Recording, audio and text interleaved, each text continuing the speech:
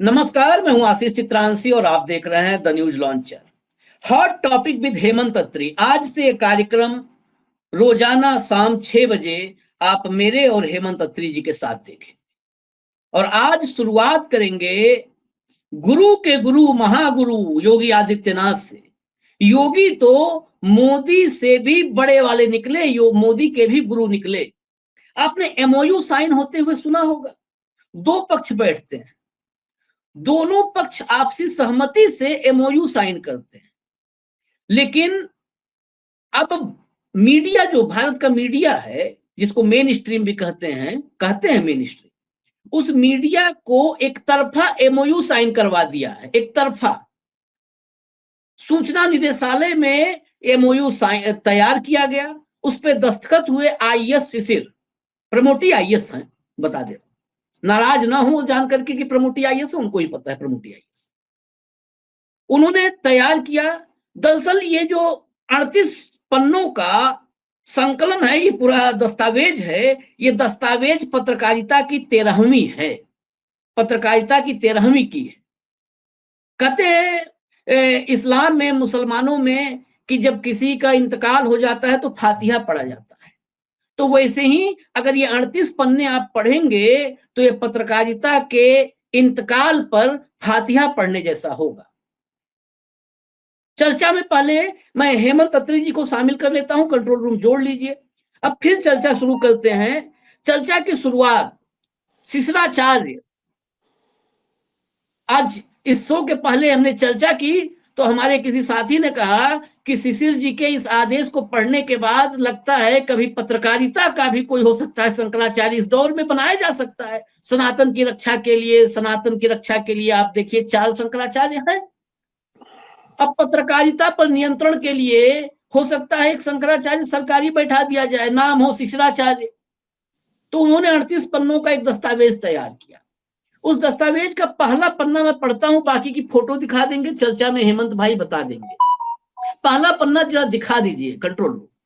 अब आप देखिए, शुरू ऊपर से देखिए। शिशिर आईएएस निदेशक, ये निदेशक हैं इंफॉर्मेशन के, सूचना निदेशक हैं, बलिया के रहने वाले हैं, लिखते शिशिर हैं, पूरा नाम शिशिर सिंह है।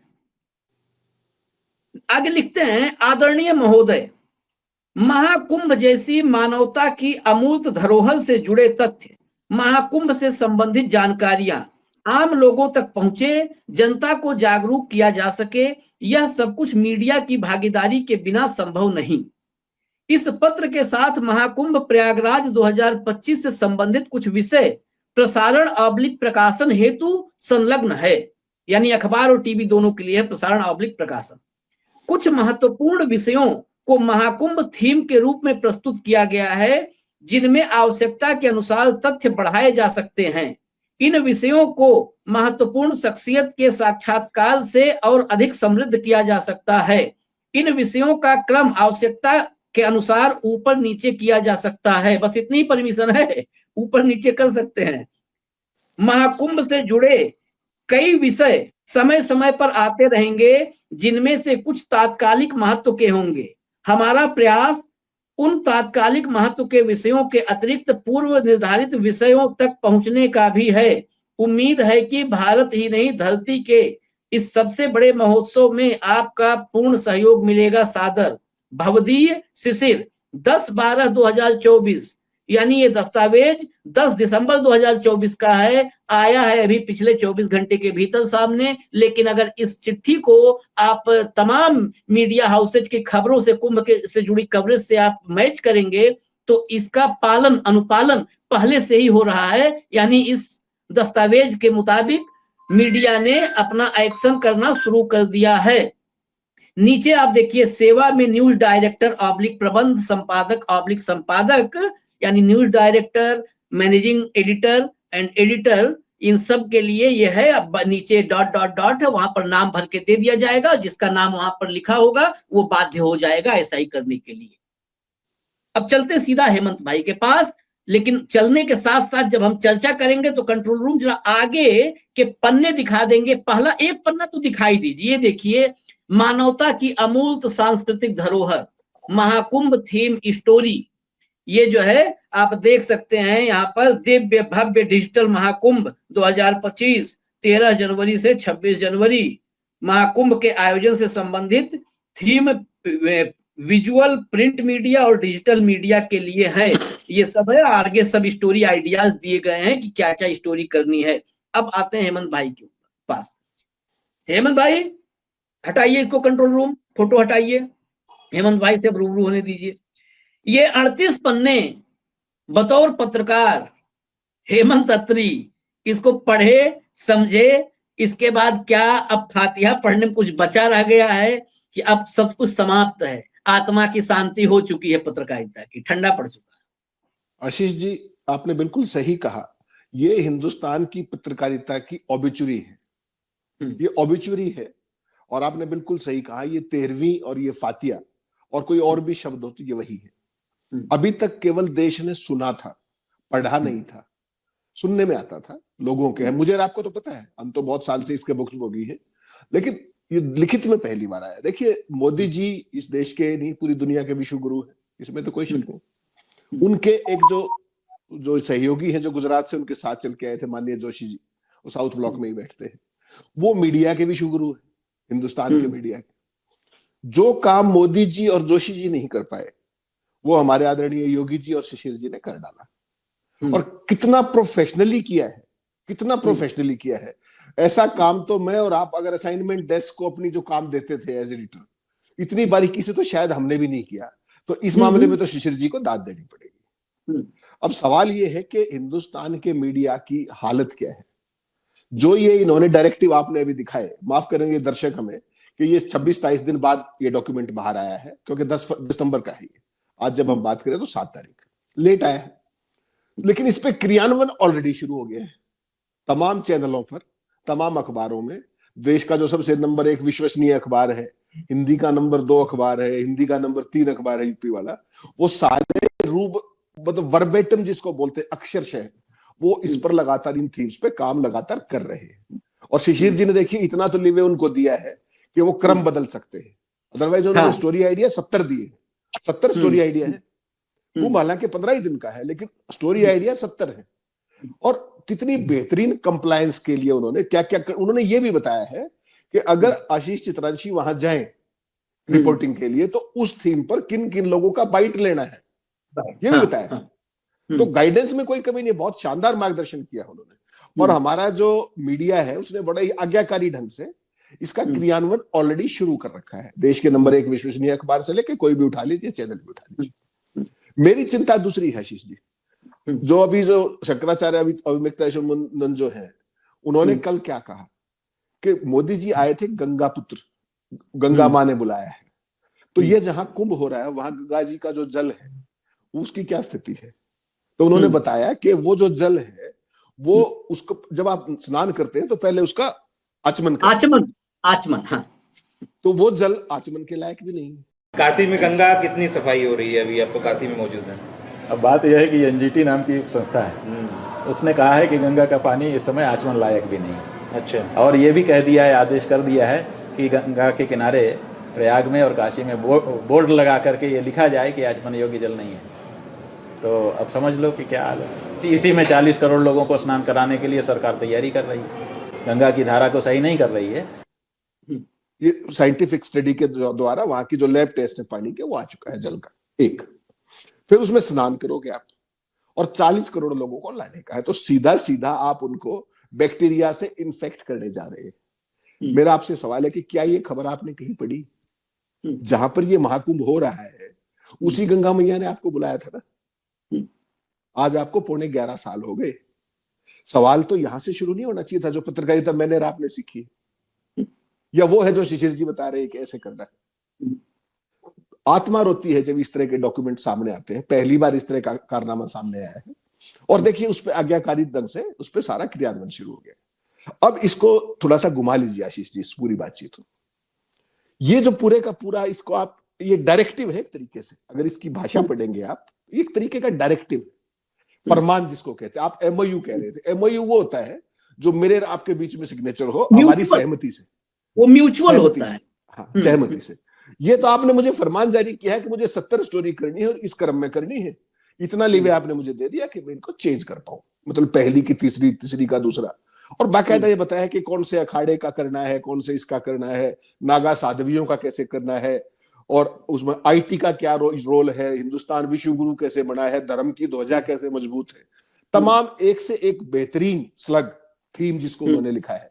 मतलब मुझे मानना पड़ेगा कि शिशिर जी के पास एक बहुत ही प्रोफेशनल टीम है जो इस सारे कार्यक्रम को, जो जिसने 38 पेज कितनी मेहनत से बनाए होंगे, उनका पक्ष अपनी तरफ से एसडीपीआर उनका काम अच्छा है, इसमें कोई शक नहीं।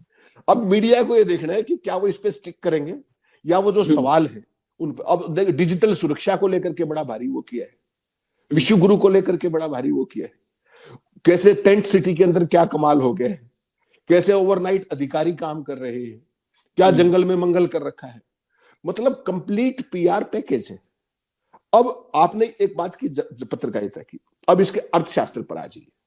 जो ये कुंभ का मेला है, इसका जो बजट है वो टेंटेटिव 5 से 5,500 करोड़ रुपए का है, 5,000 से 5,500 करोड़ का इसका बजट है। इस पैकेज, जो ये आपने मीडिया वाला पैकेज देखा, इसके बाद कोई आपको शक रह गया है कि ये सारा पेड पैकेज होगा? कोई शक नहीं।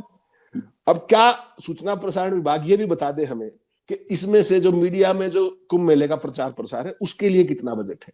क्या कोई बताना चाहेगा? बाद में आरटीआई लगाएंगे तो रिजेक्ट होती फिरेगी। इतना तो बता ही देना चाहिए कि भाई ये ब्रेकअप है इसमें मीडिया, क्योंकि आप देखिए दिल्ली से लेकर के प्रयागराज तक हर जगह कुंभ ही कुंभ है, दिल्ली में भी सब जगह, क्योंकि अगले साल उत्तर प्रदेश में चुनाव भी है, तो उसी के सारे। लेकिन मेरा तो मूल सवाल केवल ये है कि जहां पर कुंभ स्नान के लिए जा रहे हो, क्या वो जल आचमन के लायक है या वो स्नान के लायक है? पहला सवाल तो यहां से शुरू होगा। तो ये जो मोदी जी की भाषा में अगर मैं कहूं, जो उन्होंने मनरेगा के बारे में कहा था, तो जो ये गंगा जी की सफाई का जो सारा कार्यक्रम, जो उनका एक फ्लैगशिप कार्यक्रम था, ये कहीं उसकी विफलता का स्मारक तो नहीं है जो गंगा की सफाई नहीं हो पाई।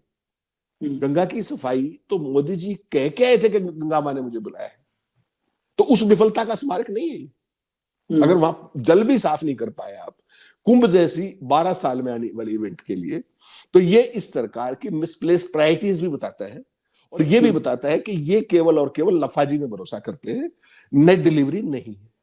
एक पक्ष तो इसका ये हुआ।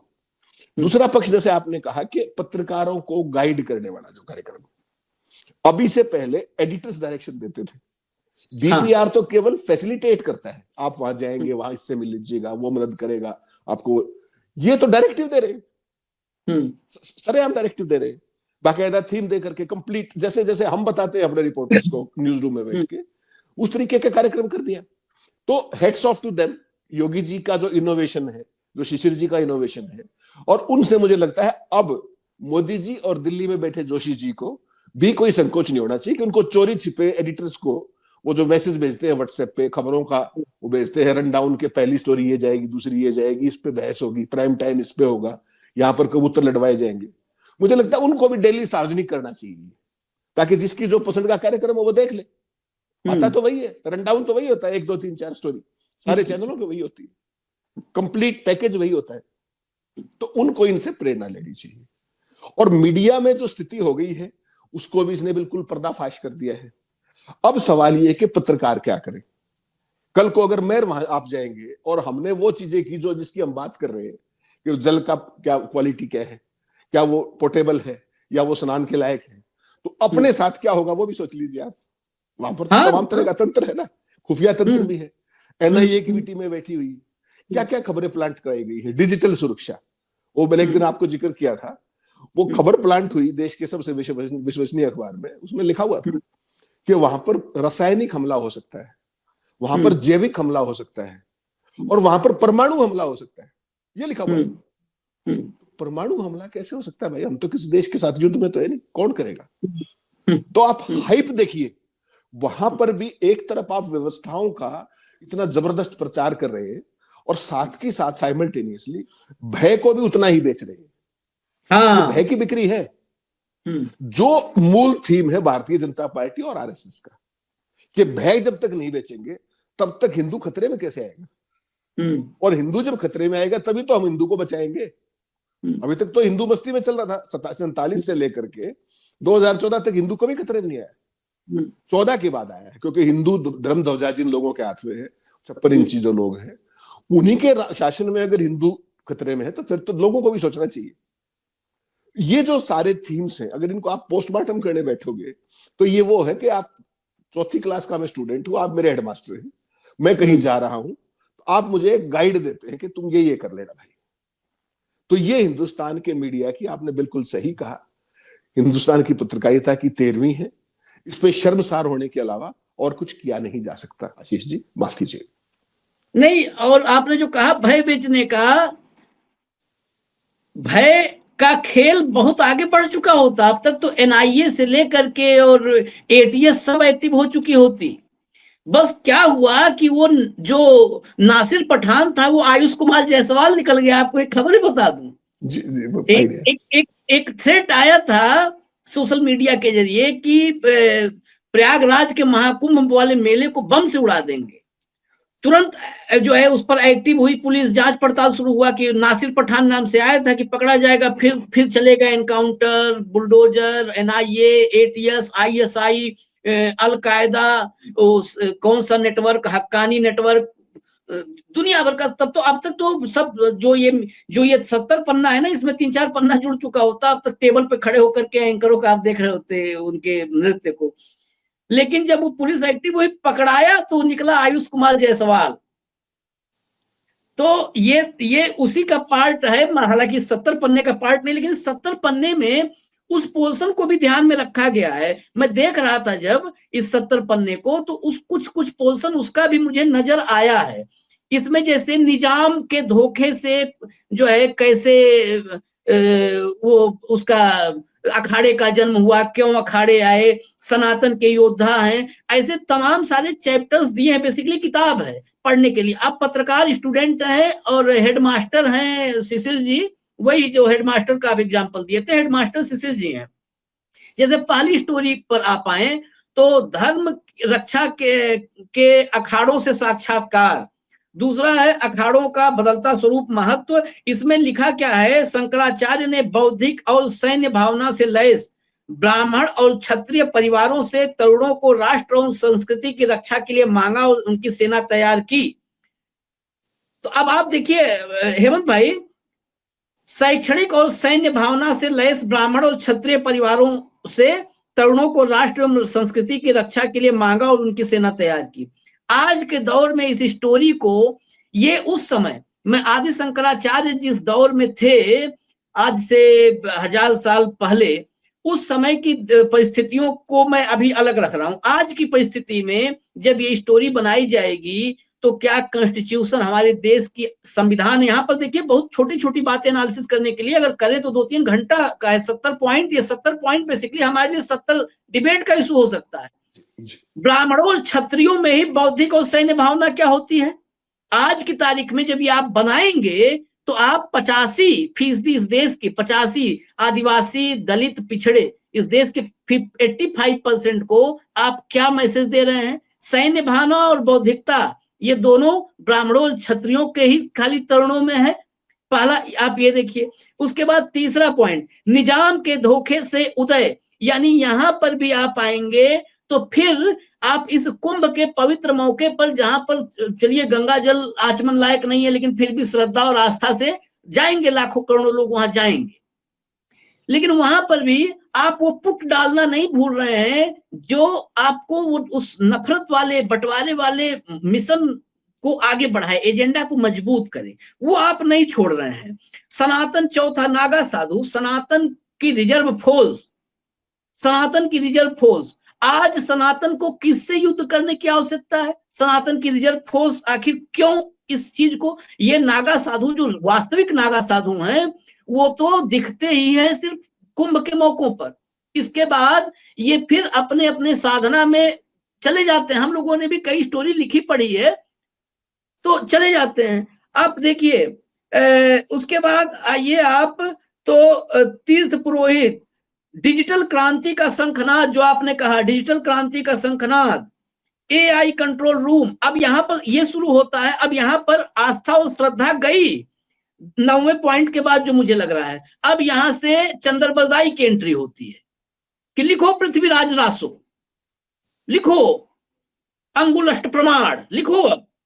तो यहां से एंट्री होती है डिजिटल क्रांति का शंखनाद, फिर आता है एआई कंट्रोल रूम। अब श्रद्धा आस्था कुंभ पर थी कवरेज ना जी, शुरुआत तो वहीं से किया था, नागा साधु, सनातन रक्षा और ये सब। अब आ गए यहां से जल जल थल नभ से मेले की किलेबंदी। अब सब शुरू हो चुका है। अब आपको गुणगान करना है, गंतव्य का सटीक पता, न दूषण न प्रदूषण, सभी समाधान फटाफट। एक लाइन से आप देखिए स्टोरी आइडिया, स्वच्छता से धरती पर स्वर्ग उतारने की पहल, स्वर्ग उतर रहा है, बस इंतजार कीजिए आप। अंदेशों से निपटने की फुल प्रूफ तैयारी। अब ये पढ़ते जाइए, 70 पॉइंट है। मतलब आपने पढ़ा है मुझसे पहले, आपने पूरा पढ़ा है, आपने ही भेजा मुझे। तो अब देखिए लगातार श्रद्धालुओं के लिए अद्वितीय अनुभव का सफर। अब ये सरकार के गुणगान की प्रक्रिया शुरू होती है। दरअसल शुरू के भी 8-9 पॉइंट तक ये आंख में धूल झोंका गया है। उसके बाद असली काम वहां से, असली एजेंडा वहां से शुरू हो रहा है कि आप जपिए जप नाम योगी का, जप नाम योगी का, जप नाम योगी का। असली खेल का यहां पर है। और बतौर हमने, आपने एक बात कही थी अभी संपादक, हमने भी अपना कुछ वक्त, मतलब अपने पत्रकारिता तो बहुत छोटे से हम लोग शुरू किए थे, बहुत निचले स्तर से 1000-1500 रुपए की तनख्वाह से, लेकिन संपादक के रूप में भी वक्त गुजारा चैनलों में।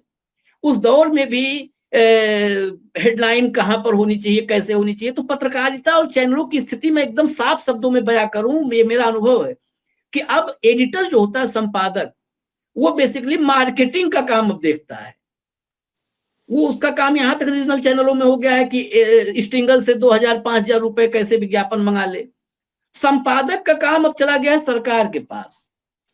अब एडिटर है, उसका काम मार्केटिंग है। एडिटर इन चीफ अब एक ही है, राज्यों में एक एडिटर इन चीफ और देश में एक एडिटर इन चीफ। दोनों का आपने भी जिक्र कर दिया, देश वाले एडिटर इन चीफ का भी, जो साउथ ब्लॉक वाले का, और यहाँ पे देख लिया राज्य का एडिटर इन चीफ।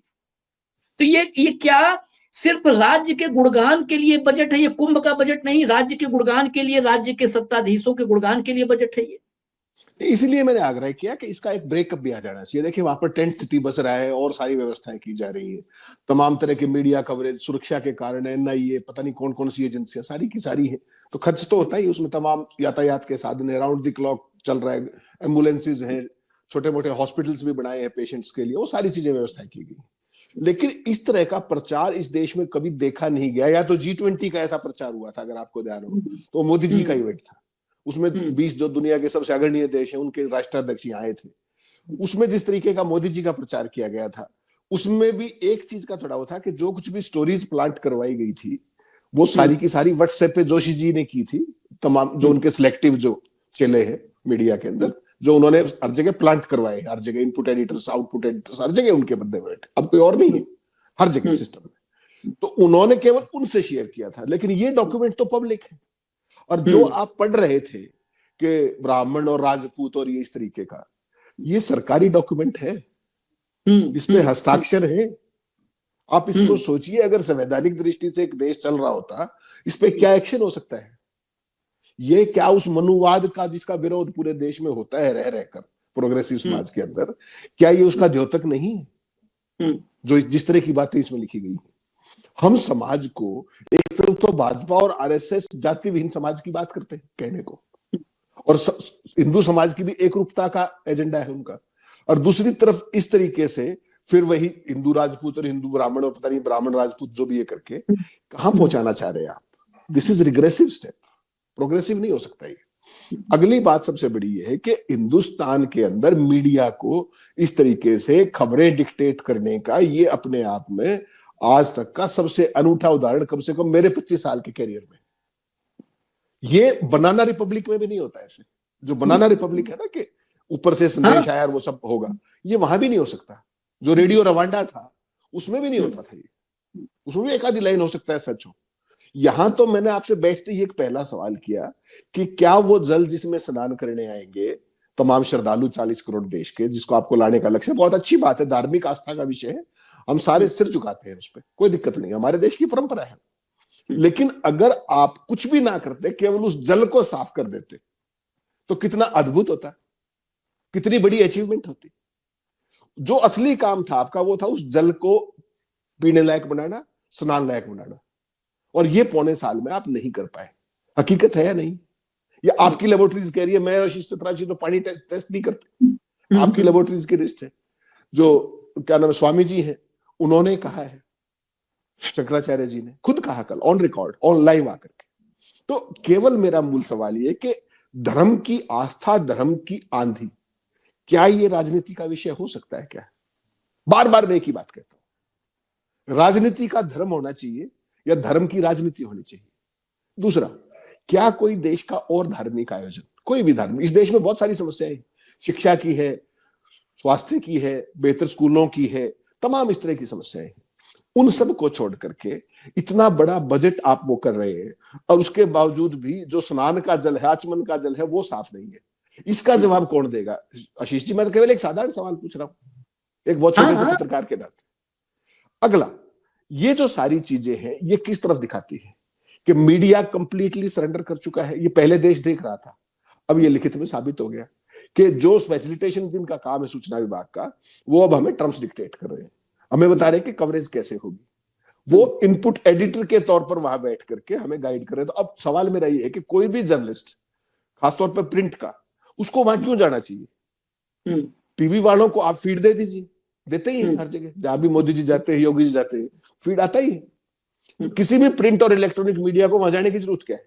कवरेज तो वो होगी जो वो चाहेंगे। और उसमें शिशिर जी ने एक बहुत अच्छी बात और लिखी है, देखिए वो आगे की सोचते हैं। उन्होंने कहा कि ये तो ब्रॉड थीम है, इसके अलावा समय समय पर हम आपको और भी अपडेट करते रहेंगे। ये भी कहा उन्होंने, समय समय पर और भी अपडेट करते रहेंगे। यानी कि उनका जो पूरा सिस्टम है, वो इस काम के प्रचार में, जो उनका काम भी है प्रोफेशनली, वो इस तरीके से लगा हुआ कि मीडिया को वो फैसिलिटेट नहीं करेंगे, वो मीडिया को गाइड करेंगे, डिक्टेट करेंगे, और उसका फीडबैक मिलेंगे रियल टाइम में। तो ये उत्तर प्रदेश के चुनाव को एक खास माहौल में ले जाने की तैयारी है। और ना केवल उत्तर प्रदेश, देखिए कुंभ में तो सारे देश के विदेश से भी लोग आते हैं, श्रद्धालु, ऐसी श्रद्धा है। तो उसकी जो व्यवस्थाएं हैं, मैं और आप वहां जाएंगे तो वहां पीआर के लिए नहीं जाएंगे, हम वहां कुछ अद्भुत चीजें ढूंढेंगे, सामाजिक एकता के कुछ चीजें, जो उसमें किस तरह की प्रोग्रेस कुछ हुई है, क्या क्या कमियां रह गई हैं, धर्मांधता कहाँ है, प्रोग्रेस कौन से अखाड़े में है, किस अखाड़े की बेहतरीन बातें हैं शिक्षा की, कौन से अखाड़े आपस में लड़, वो तमाम तरह की इंटरेस्टिंग चीज। लेकिन वो धंधा तो बंद अब, क्योंकि ये तो डायरेक्शन आ गई, ये तो डायरेक्टिव है। तो ऐसी सूरत में कोई मीडिया वाला वहां जाके भी क्या करेगा, अनलेस एंड अनटिल उसको पीआर का ही शौक है। तो ये जो सारी चीजें हैं, बेसिकली आपने शुरू में कहा कि ये पत्रकारिता की 13वीं है और सारी चीजें हैं, ये बहुत दुखद है। और दुखद इस सेंस में है कि आईएएस अफसर हमें ये बताएंगे कि हमें खबरें कैसे करनी, ये है ना असली बात। तो ये कितने लोगों को दर्द करता है, ये कितने लोग इसको एंजॉय करते हैं, ये भी तो देखना पड़ेगा ना, कि हमारी जो बिरादरी है, हमारे जो मीडिया के जो मालिकान हैं, वो किस हद तक नतमस्तक है। वरना कोई डीपीआर ऐसी चिट्ठी लिखेगा, आप बताइए? इसका मतलब तो ये हुआ कि सारे पढ़े लिखे लोग, पत्रकारिता की दूरदृष्टि वाले लोग वहां बैठे हैं, हम सारे कुपड़ और अनपढ़ हैं। तभी तो हमें बताना पड़ रहा है लिखित में। असाइनमेंट डेस्क, ये तो एक डीपीआर का ऑफिस असाइनमेंट डेस्क हो गया कि सारे मीडिया को एक असाइनमेंट दे दी है कि जाओ बच्चों ये करो। इससे तो खराब आशीष जी क्या ही होगा। और असाइनमेंट डेस्क पे जो सैलरी जाती है चैनलों की बच जानी चाहिए, रोज बेरोजगार कुछ और हो जाएंगे। असाइनमेंट डेस्क खत्म करें। असाइनमेंट डेस्क पे एक असाइनमेंट हेड होता है, कम से कम एक शिफ्ट में, छोटे चैनल में भी एक शिफ्ट में 4-5 लोग रहते हैं, बड़े चैनल में तो बड़ी संख्या होती है। उसमें एक गेस्ट कोऑर्डिनेटर होता है, फोन उठाता है, एक बच्चा फोन पे लगा होता है। तो ये सब बहुत बड़ी खर्चे बच जाएंगे। आपने बनाना रिपब्लिक कहा, ये दरअसल बनाना रिपब्लिक का एक जो है आगे की सोच है, अंधभक्त बनाना रिपब्लिक। वो बनाना नहीं, वो अंग्रेजी का बनाना था या हिंदी का बनाना है, क्योंकि हमारी जो है राजकीय भाषा हिंदी है। तो अंधभक्त बनाना रिपब्लिक है ये। इसमें ऐसे ही बनाया जाएगा। और ये बनाने की अभी इसको भी इसे अंत में नहीं मानता। 13वीं के बाद भी अभी वो जो फूल चुनने में अस्थि चुना जाता है ना, अस्थि चुना जाएगा, फिर उसका जो है मटके में रख करके जा करके अस्थि का विसर्जन होता है। अस्थि विसर्जन तक अभी चलेगा। अभी 13वीं जो है हो रही है। 13वीं बाद कई बार क्या होता है कि आप देखे होंगे कि अपने हम पूर्वजों के कई साल बाद, 10 साल 15 साल बाद जाते हैं गया में पिंडदान करने, तर्पण करने।